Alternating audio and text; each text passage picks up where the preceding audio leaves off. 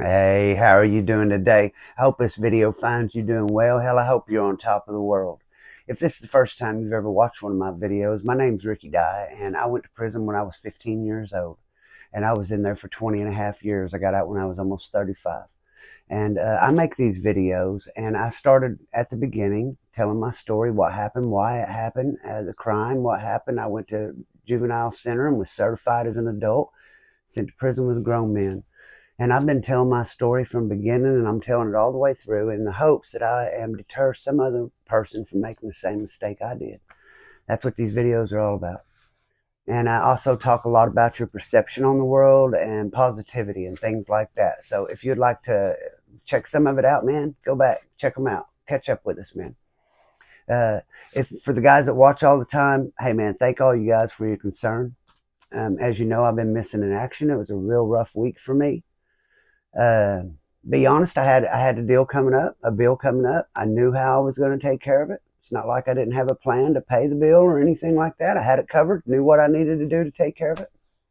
So there was no reason it should have bothered me. But every night I'd lay down and get ready to go to sleep, and I would start thinking about that for some reason. And then it'll take me, next thing I know, I'm in prison and I'm having bad flashbacks from when I owed someone in prison or something. And next thing you know, I'm falling asleep thinking about being in prison, or I'm thinking about making a video. And the next thing I know, I fall asleep dreaming about prison. And I had real bad night terrors for 3 nights in a row. The next day, we had a fish fry, my family did. I really look forward to that. I look forward more to getting together with my family and stuff like that than I do anything else. So that was something I really looked forward to. And then come the day I hadn't slept for 3 days in a row, I'd had night terrors, and just being around several people, man, was just too much for me. I had to pull my uncle aside and apologize and go on to the house because it was terrible. And I made it to that night, and the next morning I woke up, I was throwing up, and I ended up in the hospital again. But that's been day 4 yesterday, and the good part about it is when I do crash all the way out, I start to recover quickly, and it's a while before it seems to do it to me again. So hopefully one day I'll get past that. So I'm always trying to figure out things about what's wrong with me and how to fix it, because in order to fix anything about yourself, you have to realize first that there's a problem. And once you realize there's a problem, then you can try to figure out how to solve that problem. And it's a lot of hard work. And I've worked a lot on my attitude, and I've got a lot better at being around people, and I'm able to make these videos. Someone had said before that if I could have started them a long time ago, but there's no way I was in the frame of mind to make these videos before. And they're still hard on me today. But someone asked me if it helps whenever you talk about it. And I never really knew that. But I was doing some studying on it and come to find out that normal memories are processed in the front part of your brain where language is processed. So it's easier for you to talk about them. And normal dreams are dreamed that way. We're conversations. But in traumatic experiences, you can't remember the conversations, and it's more bits and pieces. But you can remember smells real vividly, and colors, and what you heard when things are traumatic, but they're not stored in the same part of the brain, so they're not stored where the language is processed. But once you talk about it and you bring it out, then it is stored in the language processing area. So it's just like pulling it out of the file over here and putting it back in a file over here. That's literally what you do by talking about it. And maybe that's what makes it easier to deal with after that. And so maybe making these videos is helping me. And that's just a little, if for your information, a little science I figured out and learned about. So hope all you guys are doing good. I want to thank you all for wishing me well. And now I'm back, and I want to jump right back into my story at Lexington. So now, if you watched the last video where I talked about Tony and the stabbing, now Tony got locked up and he's getting shipped. He's in lockup. They've got Butch, and they've got him over separated by himself. He ain't even in lockup. He's locked over in a part of A&R where no one can get to him. Because they've both been stabbed up. They were in medical for a little while. Up in medical, they have cells where they're locked down 24 hours a day in a cell where they're right there by the nurse's office, and the nurses can keep an eye on them. That's medical. And there's like 4 or 5 cells there, and they're locked down all the time. And there's nothing in them but a mattress and the bed and toilet paper and a Bible. And that's all, maybe a book to read. And that's if you're on medical, which is where they were at the beginning. But now I moved in with Dave. We got him to let me move in with Dave. So now me and Dave are cell partners, and we're running around with BJ. BJ is a blood. Dave was a airborne ranger. And in his group, he was the first in and the last out, the leader of his crew. So they're the first in and the last out. And on his group, he was the first in and the last out of his little group. So he truly was the last man standing. And Dave knew 7 different ways to break your neck. And it was in his file that if someone got their neck broke that way, they'd go check Dave first, because Dave knew how to kill you with his hands. And a lot of times I had learned from Head how to use elbows and stuff like that. And then Dave started teaching me some stuff in cells. And that's what we do, sit around practicing the cells. It's like you practice wrestling in high school. And that's what we would do all the time. Me and BJ would wrestle. Me and Dave would wrestle. I was good at wrestling. Dave knew the hand-to-hand, and I would teach them to wrestle. And they would teach me hand-to-hand. And me and BJ and Dave were not supposed to be hanging around together because BJ was black. And also BJ was a blood.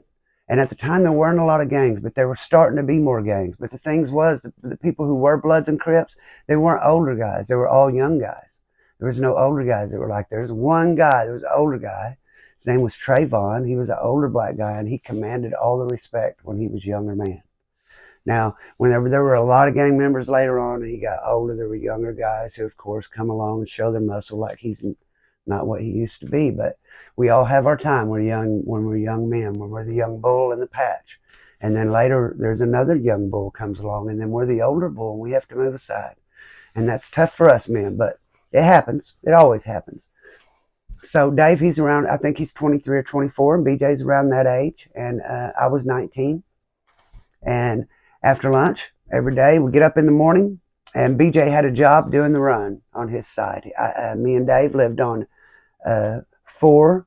There's, let's see, we'll just say for 4AB and 4CD. We'll say, because there's 2 day rooms on Unit 4 on each side. There's 2 buildings, 2 day rooms in each building, like I've told you before. Then the unit manager's office. BJ lives on that side, and he's the run man on the top run on his side. So you can get different jobs in prison. You can get the top run man is what BJ does. He goes around, wipes all the rails on the top run, and then he has to sweep and mop the floor and keep it clean all the time. And sometimes he will buff it, make it shine. Then you'll have a guy that does the day room floor, and then down the stairs there is the bottom run, and you'll have a guy that does that. So that's 3 jobs, top, medium, and the bottom run. That's 3 jobs for someone, each day room floor. And people will fight you. If they see you mopping the floor and you go walk across their mop floor, hit you in the head with that mop bucket over that. You can't do that. Respect is something, you ain't like out here. You just walk across there and keep going about your business. Someone mop the floor, you walk across it, you don't say, excuse me. You don't do it, period. You don't do it and say, excuse me. You'll get hit in the head. You better wait on it to dry. That's all there is to that. And I have seen people get hit in the head with mop buckets over that. Exactly that thing. You don't do that. So BJ does the top run over there. Dave does the windows. All the day rooms are enshrouded. They got big plate glass windows all the way around them. And it's Dave's job. He's got these squeegees, and he goes around and cleans all the windows. And he has to do that on Mondays, Wednesdays, and Thursdays. And that's his job. And my job is the showers. I got the shitty job. I got the showers. I got to go in there. There's 2 showers on the bottom run, 2 showers on the top run. Each set of showers is a job. I do the bottom run showers on my bottom run. That's my job. And if you work all month and you do your job, then they give you a work evaluation. Anywhere from, it starts at 0 and goes to 50. You want to get as many 50s as you can. If you get 50s on your work evaluation and you don't get no write-ups, then you'll get your level when your time comes to get your level. But if you get low work evaluations, you've got any kind of trouble, any write-ups, you won't get a level. So it really it's an incentive to do well, to get your good time, to try to get you out of prison. At this time in my thing, I'm thinking I'm going to make parole. I'm not thinking there's no way I'm going to do all my sentence. I want to make parole. I just have to get to it. But also now, well, last time I was here, I was real scared, but I was fighting all the time, and everyone knew I was fighting all the time. And I always had a chip on my shoulder. And I got 3 fights in one day with 3 different people. And now that story has really grown. I hear other people tell this story that supposedly was there at the door when it happened. And man, they made me sound like Superman. And I'm sitting there listening to these stories thinking, man, that day didn't go nothing like that. I wasn't near that tough. But you guys tell the story, shit, I'll listen. So, no man is ever as big as a legend. And that's all it boils down to. You hear how tough these people are, how rough they are, and you get to meet them, and they're just another man. We're all just normal people, man. None of us are any different. I'm not strong because I went through what I went through. I went through because I didn't have a choice, man. Because I made a mistake. Something you'll go through too, should you make a mistake. And hopefully you listen to this stuff and you won't, man. But we're all hanging around together, and blacks and whites can't sit together in a chow hall. But me and Dave and BJ, we're breaking all the rules, man. We go up in a chow hall, get our trays, sit down at a table together. There's 4 people to each table at Lexington. We just take a table, me and Dave and BJ. And then it started being this Indian guy named Bruce started sitting with us too. So 2 white guys, an Indian and black guy all sitting together. Nobody say nothing to us because Tony just stabbed this other dude. He's in locked up now for stabbing. Okay. And Dave's a ranger, and I was fighting all the time last time I was here. Now I just got on McAllister, and BJ's a blood, so nobody's saying shit to us, man. They're letting us do what we want because they don't, we're going to be a handful. We're letting it be known to everybody. Fight one of us probably to fight us all. You know what I mean? Because BJ didn't have a bunch of bloods that are hanging around. He's hanging around with us. Wasn't really no other bloods there, I don't think. So one day we're getting ready, and we're going to go try to find us some weed, man. And what we would do is we get up in the morning and do our little rum man jobs and try to find us some weed to smoke. And back then, a cap of weed, what you call a cap of weed, you fill a chapstick cap up with ground up marijuana, and that's called a cap. And that goes from anywhere from $5 to $10 in canteen, or sometimes you can do a wire transfer and send $6 and get 6 of them for $20, stuff like that, or 15 for 50. It goes 3 for 10 if it's cash money or you send the money. And so we'll hustle around there and find us some weed to smoke. That's what I did, was smoke weed. BJ smoked weed. Dave smoked weed, but he also liked to do meth. But at this time, the only time I've ever done meth was one time in McAllister with Jack when all that stuff happened. It freaked me out, man. So I'm not wanting none of that stuff right now. But here in the near future, we're going to get into about getting in debt over drugs in prison and stuff. And we're going to talk about that. And I'm going to be able to tell you about some times I snuck some drugs in and stuff because I got caught doing it. So I won't get in no more trouble for explaining it all to you. So, but on this given day, someone has called me out to the gate. And I've been looking for someone to make an example of. I've been walking around with my chest out like I'm super tough, practicing these elbows in the cell, practicing these moves Dave showed me. And really, I think I'm just real tough. And where I used to start to get in a fight and I get these nervous butterflies and be kind of scared, almost where your foot's twitching and stuff. But now that nervous energy is more of excitement, more like a professional athlete going to play a ball game or something. Excited and juiced for it, And you get that way when you wear a mask every day. If you get up every day and you're afraid, you'll become more afraid. If you're afraid of something, if you're worried about something and you get up and you worry about it, you'll get to worry more about it. Before you know it, you become afraid of it. But you can do just the opposite too. You can get up and tell yourself, I can handle anything. I can handle anything. I can handle anything. And you can handle anything. So if you're up against it, man, get up and tell yourself you're a warrior every day. You get up and tell yourself, I'm a warrior. I'm a warrior. Man up, boy. Man up. You can do it. And I'm telling you, you can man up. You can talk your way through anything because I've done it. I've got in the mirror and told myself, you man up. You man up right now, Ricky Dye. Man up. And pull myself together and I'll get through. And so can you. So don't ever give up. Don't ever give up. There's a warrior in every one of us. You just have to reach down and find him. If you can't do it for no one else, you do it for yourself because you deserve it, man. You deserve it. You do. You deserve it no matter what anyone's told you. You deserve it for yourself, and you got to do it for yourself.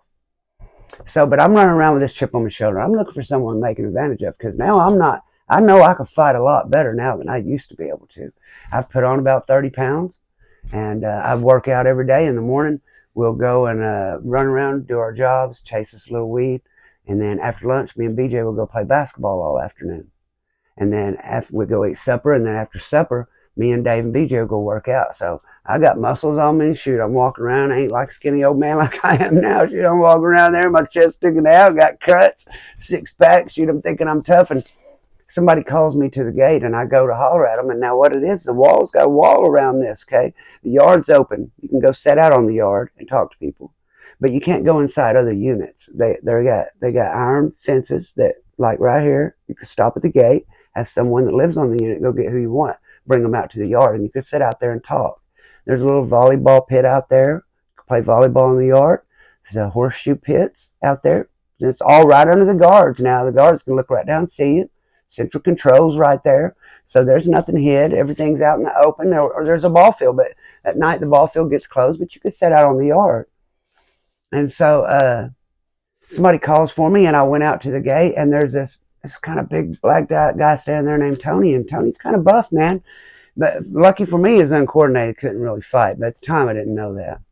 But I'm going out the gate, and Tony don't know me, and Tony's a Crip. But his big cousin runs things, but he's not a Crip. He's an older guy. Like I said, it was mostly young guys that were in the gangs at the time. There weren't very many. But I guess he was trying to make a name for himself, and he seen me as a little skinny white guy, and he didn't think I would do nothing. And a lot of people who didn't know of me or hear about me fighting, that's what they would think. They would see me running around there, my chest stuck out, with that long hair, little skinny kid to them. I might have felt bigger, but to them, I still looked like a kid, you know. And so I would always take full advantage of that. When people challenge me to act like I wasn't going to fight, I'll start acting like I'm scared because they expect me to be. And before you know it, I've got close enough to sucker punch them. And I always feel like if I'm going to do it anyway, I may as well get the first punch, man. And I always try to think also, when I would kind of be nervous about getting into something, when nobody know, I'd think about my uncles or my mom, and I would think, what if they were here watching? What if they were watching me? No way I would let them see me afraid of someone. No matter how much bigger they are than me, there's no freaking way I'm going to let my uncle sit over there and snicker at me because I act afraid of this guy. So when I think about my mom, my uncle's boy, my chest comes up. I'm fighting for all of us. Now you got to whoop us all. As far as I'm concerned, I'm fighting for all of us. So I'm going to walk out the gate, and he tries to stop me to want me to go holler at someone for him, but someone's waiting on me. And I said, just a second, and I go to holler at, and he said something boy. Tell him, hold on, man. Hey, man, what'd you say, man? I said, don't be disrespectful. I got somebody out here. And he cuts me off and says, I'm going to get more disrespectful than that. You keep on with that bitch ass shit. And back then, black guys didn't realize that by calling a white guy a bitch or a punk, they just talked that way with each other. Oh, bitch ass motherfucker. Oh, punk ass motherfucker. Excuse my language, but they just talked that way. It was just the way they talked. But they didn't realize that by saying that to a white guy, they were putting him in an absolute situation where he has to fight. If you are white and you let a black guy call you a bitch ass, punk ass, anything, the other white guys are not going to let that roll, man. If you won't stand up for yourself, you damn sure ain't going to stand up with them. So they'll stomp you out. You got to fight. So when he says that bitch ass thing, I'm thinking, he's a lot bigger than me. He obviously thinks I'm not going to do nothing. This is all flashing through my head real fast. At the same time, my heart starts thumping. I'm thinking, this is the one. I'm going to get him. And I'm also thinking, man, this dude outweighs me about 50 or 60 pounds. So I'm kind of having second thoughts about this too. He's a big guy, but I'm thinking, surely I'm faster than him. But the whole time he's talking, I'm getting closer to him and telling him, you don't have to be disrespectful. And then finally he says, I'm going to be more disrespectful than that, punk. But when he went to say punk, before he got the whole word out of his mouth, I stepped through with the elbow. Bam! I cracked him with it. It bounced his head off the thing, and all these things shoot through my head in a few seconds. That he goes to grab his mouth and goes, fuck. But before he can grab his mouth, I'm thinking, oh shit, I just hit this big dude and he didn't fall down. I better hit him again. So bam, I hit him with a left and I catch him right across here, and his head hits the bars and his eyes kind of roll back. And when he did, I grabbed him in a bear hug and I picked him up belly to belly. And he was kind of stunned, but when we belly to belly, his breath went out and you could see his eyes clear. And about that time, everybody, you could hear keys jingling and hollering, jigger out, and I jump up off of him and I said, meet me on the yard at the ball field after count. And I turn around running the unit for the guards could see what's going on. A couple of his homeboys get around, they get him out the gate, and guards know something's going on, but they couldn't figure out what it was, and no one said nothing. And it comes 4:20 count, and he's on a different unit. He's on 3, we're on 4. They lock us all down. So I'm thinking, damn, why did I say meet me on the ball field? Because when you tell someone meet you on the ball field, that means get your knife, put your magazines on, meet me on the ball field. One of us ain't going to live through the day. That's what that means when you tell someone go to the ball field. I'm thinking, why in the world did I say that? But they let you out by unit one at a time after dinner. Say they let 5 out, then they let 6, then 3, then 4. Or they may do 6, then 3, then 4, then 5. But that day ended up my unit got out last. And his unit got out first. And that guy, Big Al, that kept me from getting that murder case in the earlier video I've told you about was still at Lexington Yard.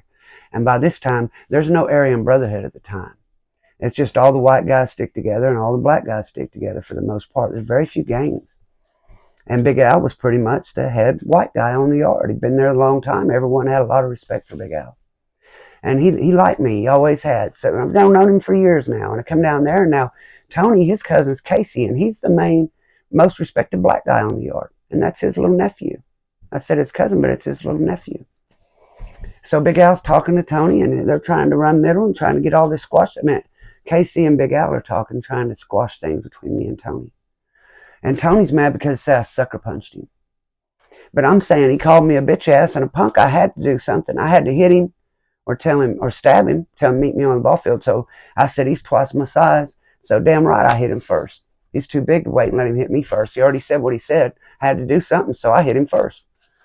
So what's helping me, I send BJ down there to talk to him. BJ manages to get out and he goes down there and talk, or we let our unit out, but we've been told to hold up. So what's going to end up happening is me and Big Al are going to go out and we're going to meet up with Tony and Casey and talk about what's going to happen next.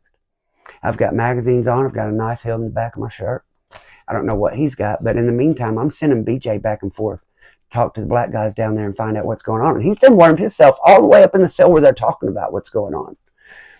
And what's done happened is BJ's he's in the cell with Tony and Casey listening to all these guys. I don't know how they let him get that deep into it because they know how tight we are, but he's down there in the cell and Tony thinks, it all happened so fast, Tony thinks I hit him with my fist. He don't even realize I've hit him with elbows. And Tony's afraid that if he goes out here on the ball field with knives and I hit him and knock him out, he's afraid I'm going to kill him. So he's not wanting to go out there. But I'm not wanting to go out there either. So I guess you could say one of us is scared and the other one's glad of it. Because there's a no-win situation, man. I'm not gonna run from a giant. If a giant tells me to come to the ball field, I'm coming. But I don't want to go out there with a midget. Because it's a no-win situation, man. The loser gets carried out and the winner spends the rest of his life in prison, maybe goes on death row. So you don't win, man. So we end up, BJ's telling me this stuff. We end up out in the middle of the yard. Me, Big Al, Tony, and Casey talking about it. And he's pissed off. Tony's pissed off because I was sucker punching him. I'm telling him, dude, look how big you are. There's no way I was going to wait until you hit me first. Just told him outright, just like I just told you. So we ended up just squashing it. He's not going to say nothing else about me. I'm not going to say nothing about him. We're going to let the shit go. So now everybody's running around the yard saying Ricky Dye knows Kung Fu and shit. And I don't know no Kung Fu. If they would have just stopped to think about it, I've been in prison since I was 15. Where would I learn it at? Where would I have had the time to go to school and learn that? So that's just how things get slung around. People, no one even seen what happened. A couple people even seen it. I told David, I used the elbows he'd been practicing with me in the cell. Believe it or not, we sat in the cell and practiced and got out there and it worked. There's an older black guy that knows named Silky and he knew me and he did see it. He said, Ricky Dye, they all think of something. I said, Ricky Dye been down there practicing that shit in the cell. And that's exactly what had been going on. So that was my first fight back at Lexington. My second time around. And I hope you enjoyed the video. And if it's your first time watching, I hope you'll subscribe. I'm trying to get to 1,000, so YouTube will let me put up some t-shirts and stuff, maybe put some positive things on there and people can support the channel. And that's kind of my goal. But really my goal is just to save someone else from making a mistake. And the only thing better than helping one person would be to help a lot of them. I know a lot of you have waited on the video. Thank you for being patient with me. I haven't felt well, but I will be back to make another one later in the week. I'll try to get to where I'm posting 2 to 3. And thank you all for checking on me. May God bless, keep, protect you and yours. And I hope to see you in the next one. Peace out.